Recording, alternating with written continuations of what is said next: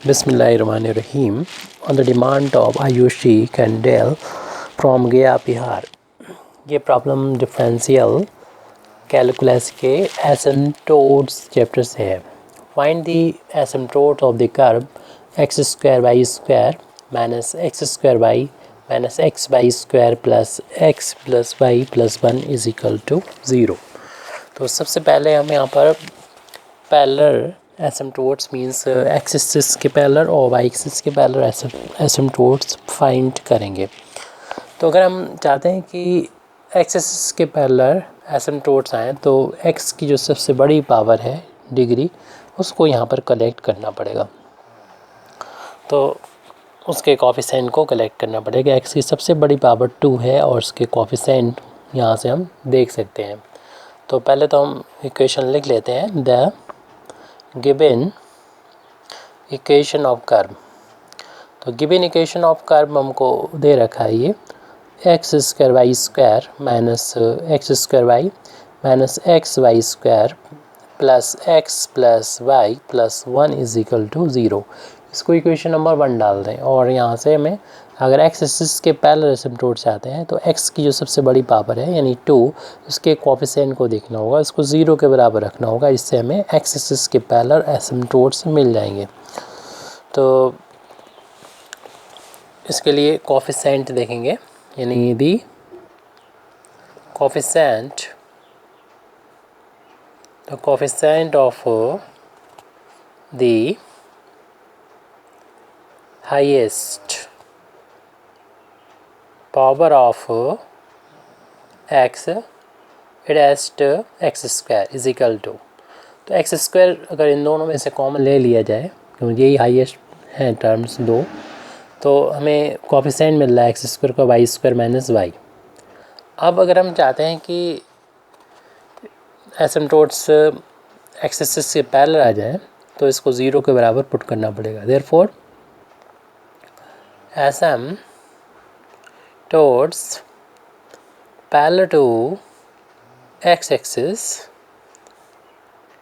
Asymptote parallel to x axis are given by ये दिए जाते हैं. इसमें जो हाईएस्ट पावर था एक्स की उसके कोफिशिएंट को 0 के बराबर पुट कर देंगे. तो यहाँ से y को कॉमन लेंगे तो y माइनस 1 हो जाएगी इजिकल टू 0 और ये दो एसिम्प्टोट्स आ जाएंगे. एक y इजिकल टू 0 और दूसरा हो जाएगा y इजिकल टू 1 यानी खुद एक्स एक्सिस और एक्स एक्सिस के पैरेलल जो लाइन है y इजिकल टू 1 ये दो एसिम्प्टोट्स आ गए.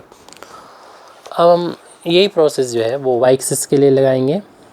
तो हम कोफिशिएंट को कलेक्ट करेंगे. दी coefficient of the highest power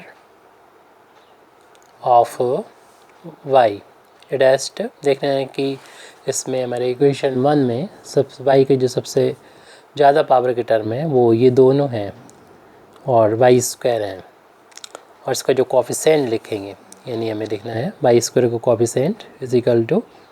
तो पहले में देख रहा है कि यहाँ पर y square coefficient x square है, यहाँ पर वाई स्क्वायर कोफिशिएंट माइनस का एक्स है. अब अगर एसिम्प्टोट्स चाहते हैं तो इसी तरीके से लिखना होगा. Therefore the asymptotes parallel to y axis are given y. तो y की जो सबसे बड़ी पावर है 2 उसके कोफिशिएंट को 0 के बराबर पुट करते हैं. तो x square minus x is equal to 0. Therefore इसमें से x कॉमन लेंगे तो x माइनस 1 बराबर 0. दिस इम्प्लाइज दैट x की वैल्यू 0 और x इक्वल टू 1 आ जाएगी यानी खुद y एक्सिस और y एक्सिस के parallel x equal to 1 line. इस तरीके से हमें दो पहले और दो अब एसिम्प्टोट्स मिल गए हैं. कुल मिला के 4 एसिम्प्टोट्स मिल गए हैं. तो इसी को लिख रहे हैं लैंग्वेज में लिख दें सिंस और जो डिग्री थी यहाँ पर हमारे जो इक्वेशन दे रखा है उसकी 4 है क्योंकि यहाँ पर देखें कि दो सबसे बड़ी डिग्री जो है वो इस टर्म की है क्योंकि एक्स वाई की पावर को जब मिलाएंगे, जो ऐड करेंगे तो 2 की 4 पावर हो जाएगी। तो इस इक्वेशन की डिग्री 4 कहलाएगी। बाकी तो टर्म जो है कम डिग्री के है, ये 3 डिग्री का है, ये 3 का है, ये 1 का, ये 1 का, ये कांस्टेंट है। तो मैक्सिमम जो पावर होगी दोनों को मिला के वो डिग्री कहलाएगी इस इक्वेशन की। Since the degree of the curve given by equation 1 is 4, इस 4 डिग्री का है। तो जबकि हम लोग जानते हैं कि जो कर्व जितनी डिग्री का होता है उतने ही मैक्सिमम हो सकते हैं उसके एसिम्पटोट, इससे ज़्यादा नहीं हो सकते, यानी एसिम्पटोट्स जो होंगे 4 से ज़्यादा नहीं हो सकते। तो लिख दें इट कैन नॉट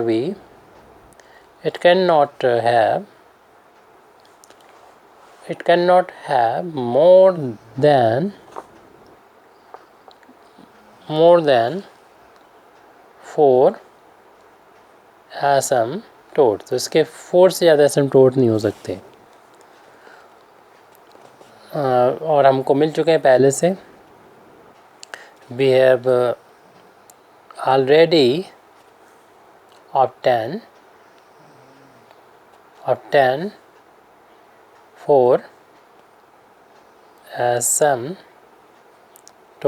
और हमको 4 एसिम्पटोट्स मिल चुके हैं। एडेस्ट वो कौन से एसिम्पटोट्स हैं शुरुआत में निकाला, अभी बाद में लिख लेते x = 0 एंड x = 1, फिर बाद पहले निकले थे y = 0 और y = 1। तो चारों के चारों एसिम्पटोट्स हमारे सामने हैं और आगे निकालने की ज़रूरत नहीं। तो सबसे पहले पैरेलल एसिम्पटोट अगर हम फाइंड कर लेते हैं तो फिर आसानी रहेगी हमारे लिए। नहीं तो एक अलग प्रोसीजर होता है, लॉन्ग प्रोसीजर होता है उसको फाइंड करने का। तो पैरेलल एसिम्पटोट्स अगर हमने पहले फाइंड कर लिए हैं तो फिर हमको फिर जितने भी एसिम्पटोट्स थे वो सारे के सारे हमारे आ चुके हैं, यानी 4 ही हो सकते हैं, क्योंकि मैक्सिमम पावर जो है वो 4 है। कम तो हो सकते हैं ऐसे 4 से, लेकिन ज़्यादा नहीं हो सकते। तो मैक्सिमम जो है 4 डिग्री का ये इक्वेशन था, कर्व था, जिसके चारों एसिम्पटोट्स हमारे सामने आ चुके हैं। तो फिर अब एसिम्पटोट्स होंगे नहीं तो हमको फाइंड करने की ज़रूरत नहीं, यानी किसी दूसरे मेथड को यूज़ करने की ज़रूरत नहीं। Thank you very much Indeed for listening me. व आखिर दावाना अल्हम्दुलिल्लाहि रब्बिल आलमीन।